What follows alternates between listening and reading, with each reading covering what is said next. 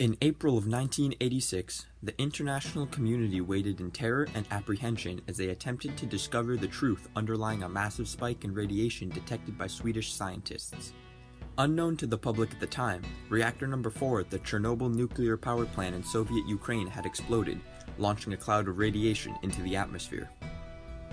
In the middle of the Cold War between the United States and the Soviet Union, the tragic explosion of the Chernobyl nuclear power plant spread radiation across Europe, causing leukemia, thyroid cancer, and even death. After the explosion, the USSR pretended that nothing had happened and released false information to divert the public's attention from the explosion. This led to mistrust and suspicion of the Soviet government from its civilians. The international community triumphantly pressured the Soviet Union into submitting to increased government transparency, which brought enhanced media freedoms and liberties for the citizens and ultimately contributed to the fall of the Soviet Union. Extensive Soviet-era research done by Paul R. Josephson, a fellow at the Davis Center for Russian Studies at Harvard University, led to the conclusion that non-military use of nuclear power was like many areas of Cold War competition, an avenue for the participants to go to illogical extremes, especially on the Soviet side. The formation of the plant was rushed, and the Soviet government cut corners, sacrificing safety for speed. The day of the explosion, operators were testing a new turbine. Preceding the test, operators turned off the automatic shutdown safety mechanism to obtain accurate results. Without this safety mechanism, a steam explosion occurred, releasing fission products in the form of nuclear fallout into the atmosphere. 2 workers died as a direct result from the physical explosion, and 3 more died by diving into the toxic water to prevent a bigger, more harmful steam explosion.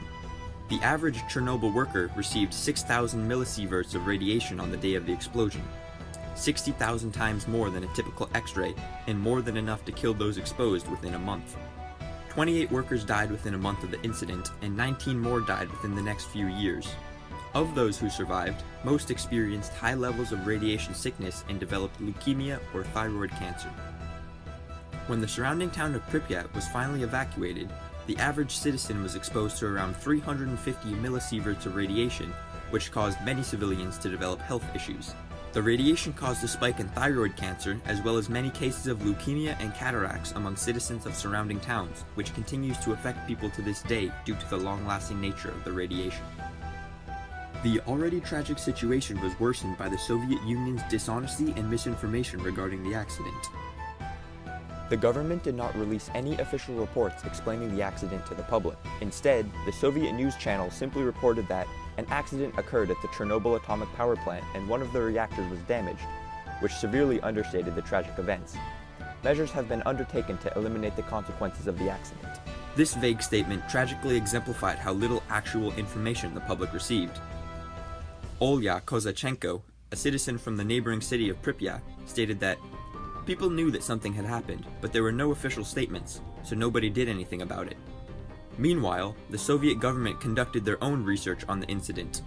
They assigned scientists with certain specialties to undertake tests and analysis and report their findings back to the government.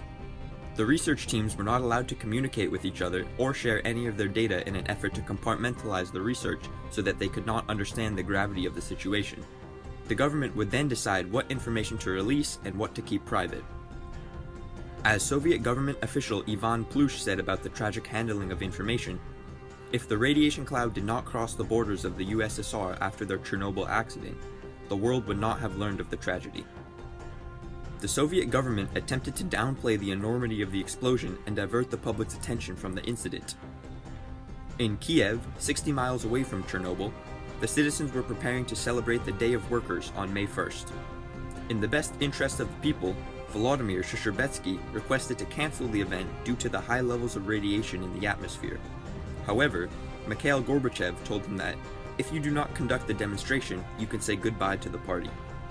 The order to continue the event demonstrated the government's insistence on maintaining the illusion that everything was fine and keeping the truth from the public at all costs. Following the accident, the Soviet government also attempted to divert the people's attention from the tragedy of Chernobyl to the United States' failures. Tony Barber, a reporter who was working in Kiev at the time of the explosion, said that the Soviet news agency TASS reported of an accident occurring at Chernobyl, but they immediately followed up the report with Soviet propaganda. They released a statement which said that the United States had experienced 2,300 nuclear accidents in 1917 alone.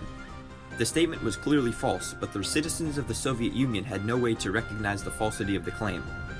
Regarding the statement, Tony Barber said that hypocrisy and duplicity were as Soviet as stale bread. Finally, on May 14th, nearly 3 weeks after the actual explosion, Mikhail Gorbachev, leader of the Soviet Union, delivered a speech regarding the Chernobyl explosion.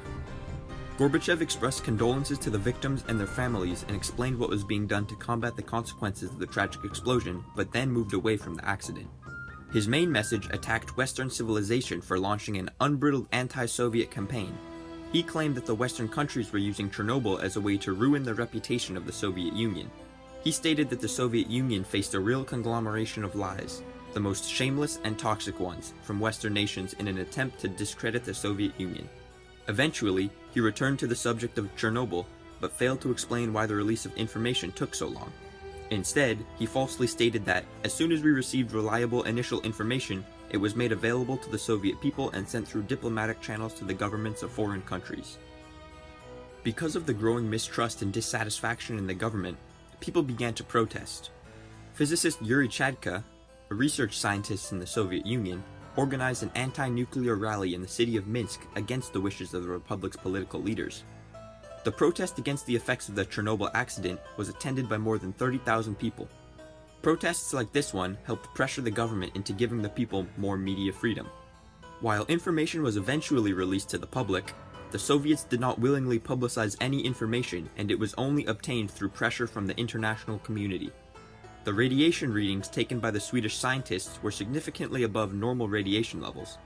Upon contacting the Soviet Atomic Power Inspection Board, the Swedes were told that nothing was wrong, but Denmark, Finland, and Norway quickly conducted their own tests and confirmed Sweden's readings of elevated radiation levels. This denial turned the eyes of the global community towards the Soviet Union as the world demanded information. The United States also joined the quest for answers. At a summit in Indonesia, President Ronald Reagan stated that the Soviets owe the world an explanation, and a nuclear accident that results in contaminating a number of countries with radioactive material is not simply an internal matter. Publicized images relayed from American satellites showed fires still burning out of control from at least one reactor and aircraft circling the power plant dumping chemicals to try to stop the blaze. The images were spread worldwide and brought awareness to the reality of the issues at Chernobyl. Organizations such as Children of Chernobyl, Chernobyl Children Charity, and Chernobyl Children Project also brought international attention to the Chernobyl accident and pressed the Soviet government for information and the ability to help the affected civilians. The international pressure from foreign nations was triumphant and ultimately caused Mikhail Gorbachev to expand upon the already established policy of glasnost, which was government openness and transparency. Gorbachev later stated in 2006 that the Chernobyl disaster, more than anything else, opened the possibility of much greater freedom of expression, and that Chernobyl had made it absolutely clear how important it was to continue the policy of glasnost. Under this expanded policy, journalists were suddenly given access to nuclear officials and doctors treating radiation diseases. Editor Viktor Loshak, who was a part of the team that wrote about the aftermath of Chernobyl, said that the movement was a powerful push towards greater openness. Emboldened with their newfound freedom, reporters began probing other areas that they had been previously forbidden from. They triumphantly researched and reported on Stalinist crimes, economic inefficiency, and other troubles which were before unknown to the public. The newfound freedom of the press allowed the population to learn about the reality of their country freely, without constant interference and propaganda from the government. As Gorbachev said, the post-Chernobyl era was very different in terms of citizens' freedoms and rights. The newfound liberties caused the people of the USSR to feel more free and realize the actuality of the squalid conditions they lived in. The feeling of freedom emboldened the people and caused widespread independence movements, which ultimately culminated in the fall of the Soviet Union.